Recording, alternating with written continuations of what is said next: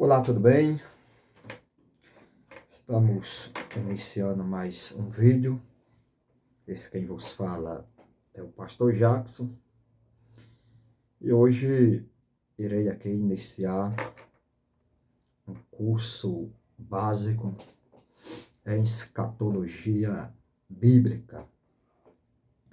Ao longo de nossa jornada, nós iremos se debruçar em alguns termos escatológicos.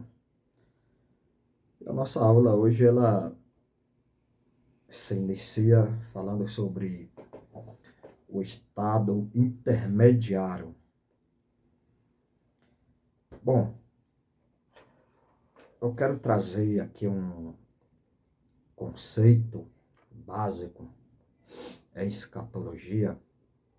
Muito se fala sobre a questão escatológica, mas na verdade existe muita confusão quando o assunto é escatologia. Mas afinal, o que é escatologia? Eu quero trazer uma definição. A escatologia bíblica ela é um dos ramos da teologia sistemática e ela tem como princípio estudar os acontecimentos futuros, ou doutrina, como assim popular a gente conhece, das últimas coisas. Muito bem, então esse é o conceito básico em escatologia. Escatologia nada mais é do que a doutrina das últimas coisas. Quando falamos de escatologia, certamente estamos relacionando aos acontecimentos finais da igreja. Nossa primeira aula, ou primeiro capítulo, tem como tema o estado intermediário. O estado intermediário.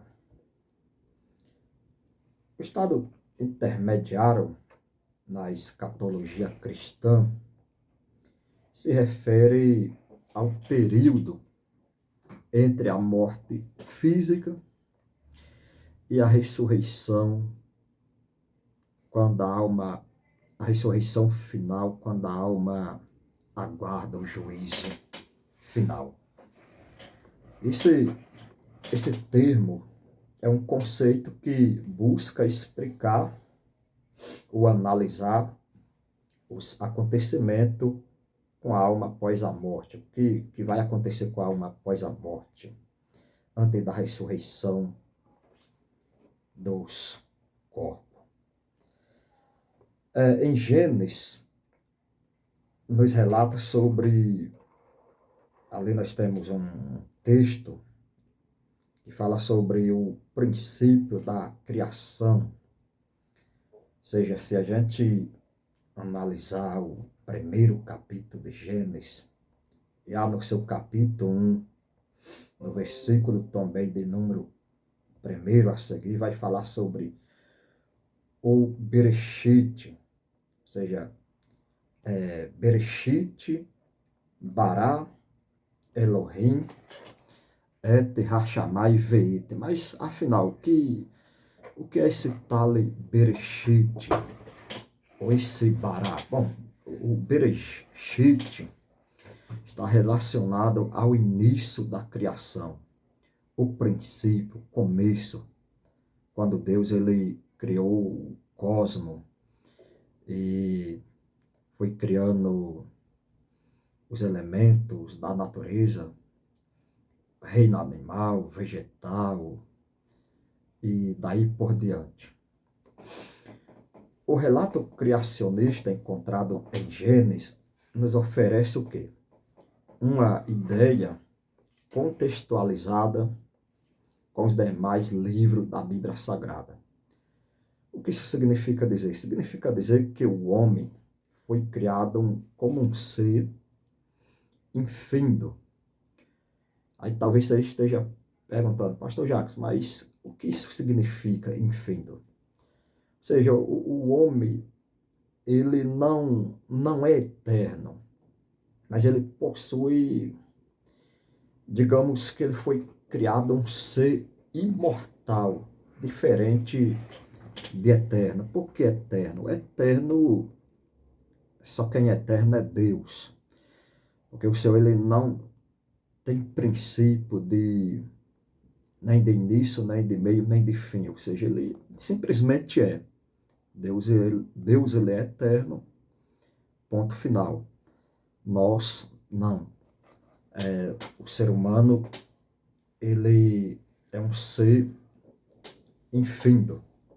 Então, ele foi criado, quando Deus o criou, o ser humano, Deus criou com um perfil onde esse ser, esse primeiro homem, quando estava ali no Éden, ele era um homem imortal, ou seja, ele possuía, isso eu estou falando antes da queda.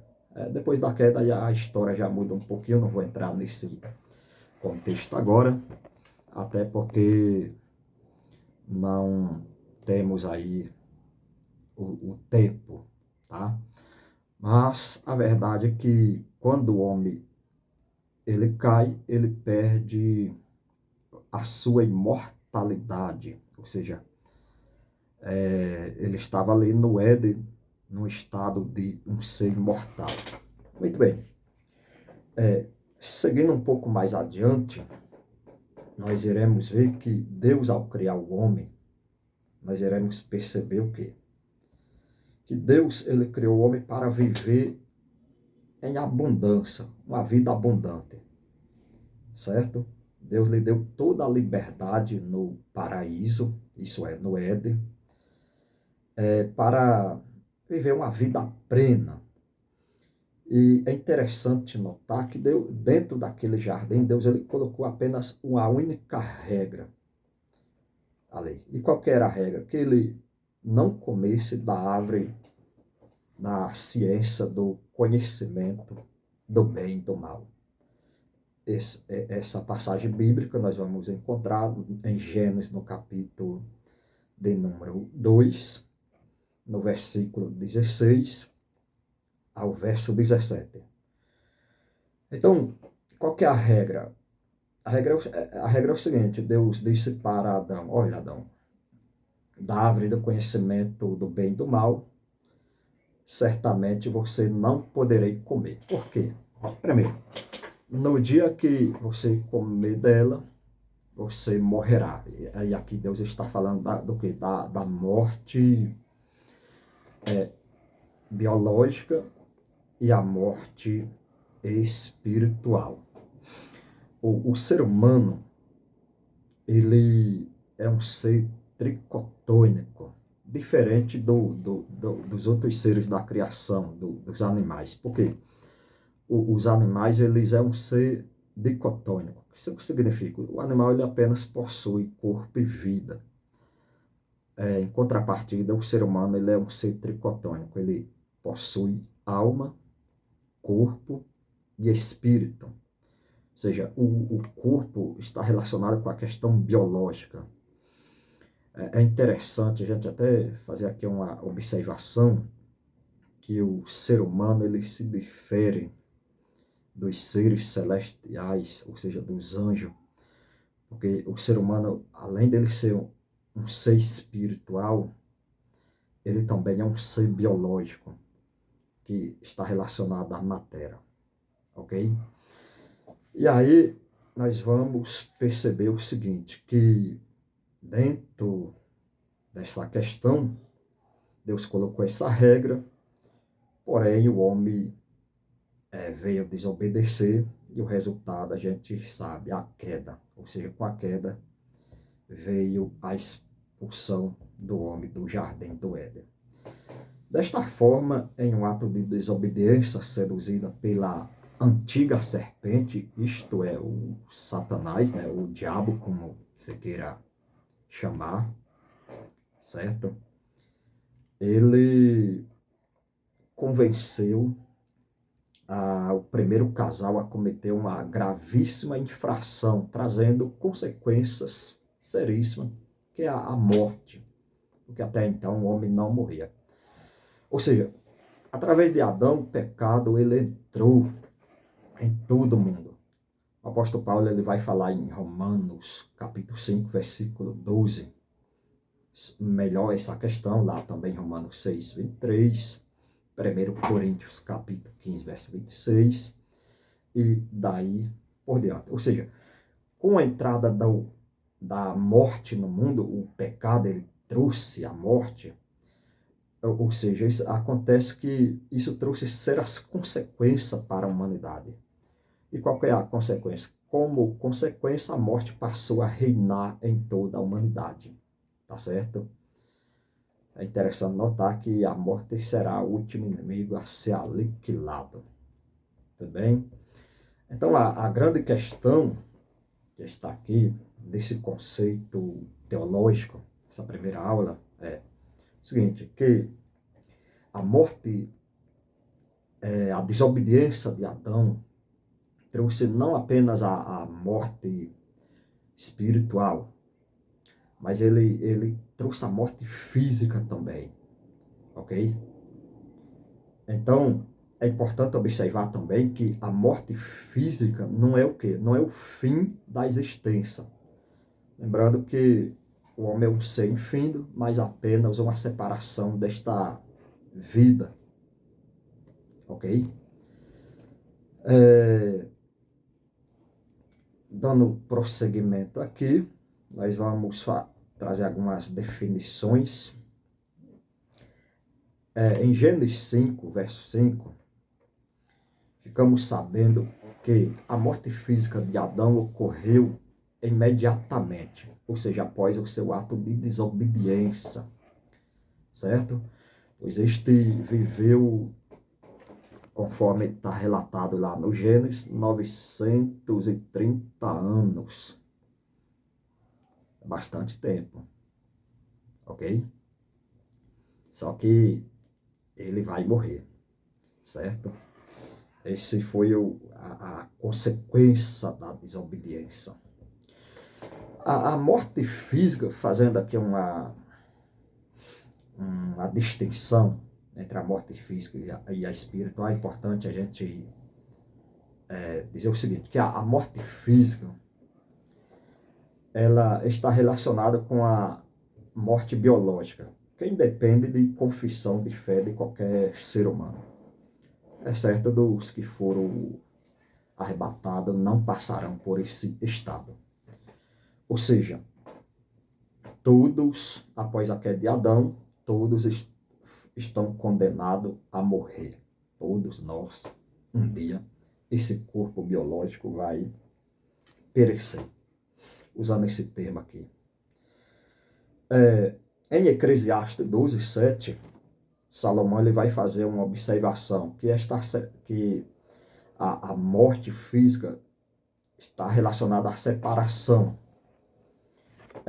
do corpo, entre o corpo e o espírito. Ok? Então isso é muito interessante a gente dar uma olhada. Ou seja, quando a pessoa morrer aqui nesse mundo, haverá ali uma separação entre o corpo, a alma e o espírito. Quanto à morte espiritual, trata-se da separação de Deus, certo? A morte física trata da separação do corpo.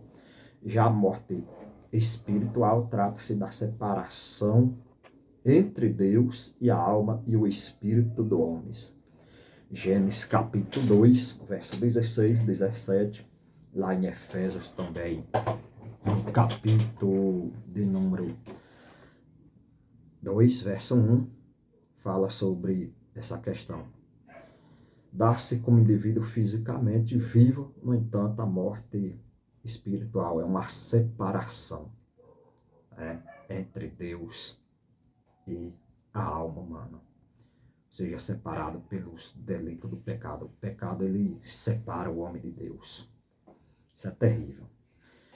Esta condição terrível, ela vai permanecer enquanto o indivíduo não se entregar a sua vida a Jesus Cristo. Ou seja, por mais que a pessoa viva nessa terra, como muita gente fala, eu sou bonzinho, eu sou isso, aquilo, eu sou justo, né? Não faço mal a ninguém. Mas se não reconhecer a Cristo, ela permanecerá separada de Deus, porque só quem pode ligar o homem até Deus é Jesus Cristo, ok? Que é o único suficiente Salvador, Salvador pessoal.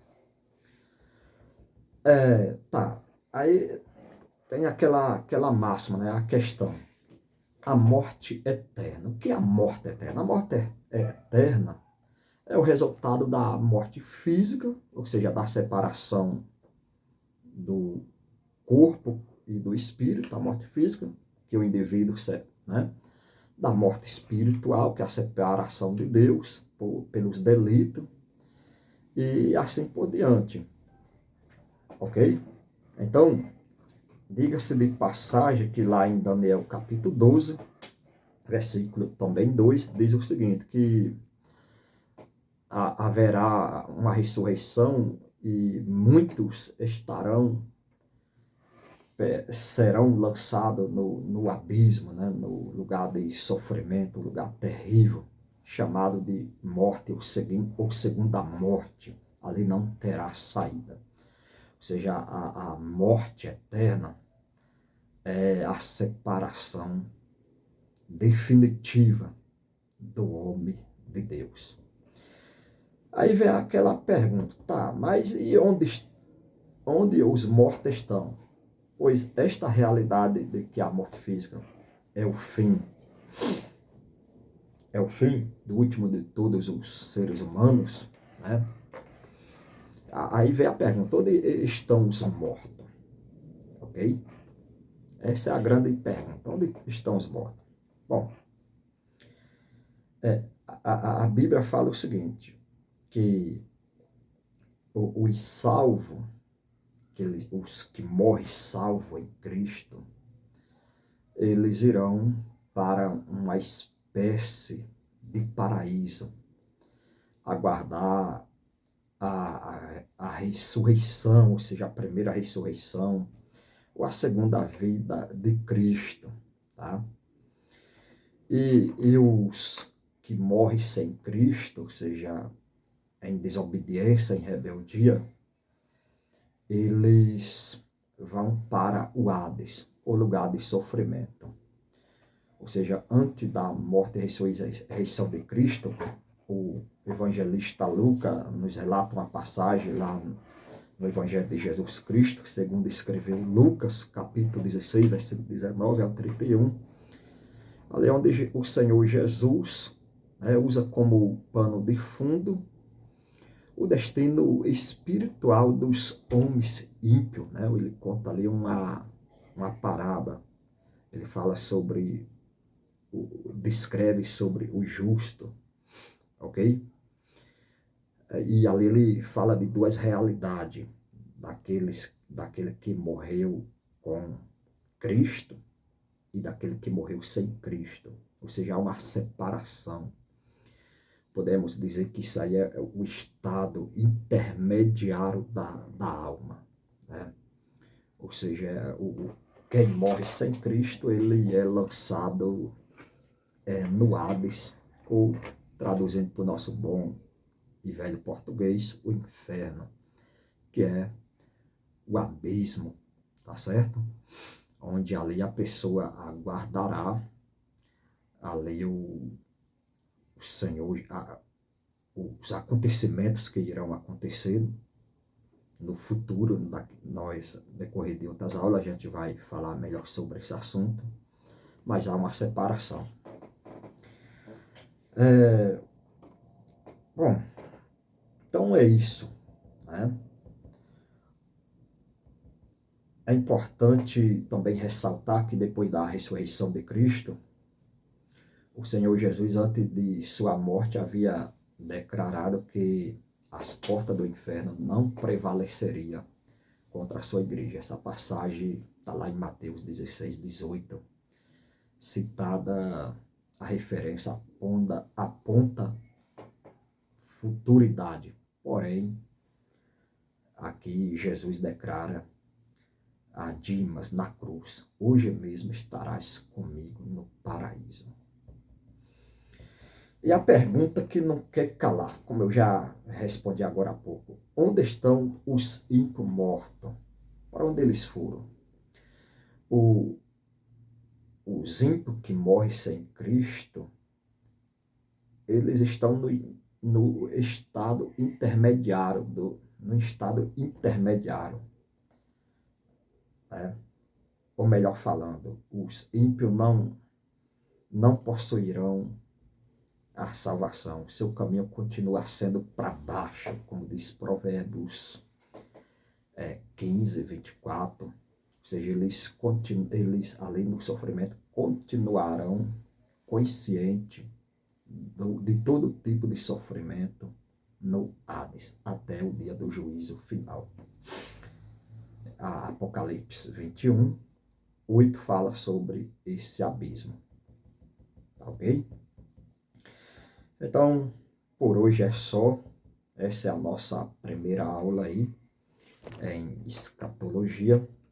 Falamos aqui alguns conceitos básicos sobre o estado intermediário da alma, tá certo? O destino dos ímpios e o destino do justo.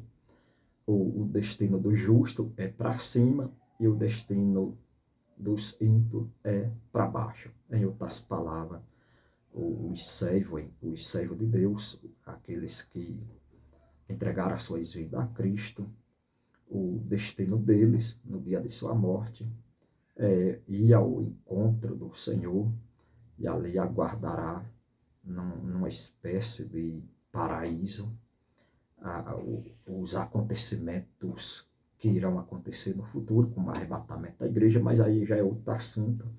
Enquanto isso, aqueles que morrem sem Cristo vão para o Hades, o inferno, que também aguardarão ali ser julgado no juízo final. Que Deus te abençoe. Essa é a nossa primeira aula. Compartilhe esse vídeo para mais alguém, para que outras pessoas venham a ser abençoadas em nome de Jesus Cristo. Você que vai ver essa aula pelo YouTube, não se esqueça de se inscrever no meu canal, ativar o sininho. E você que vai ver em outras plataformas digital, também compartilha lá. Um abraço, que Deus abençoe em nome de Jesus. Até a próxima.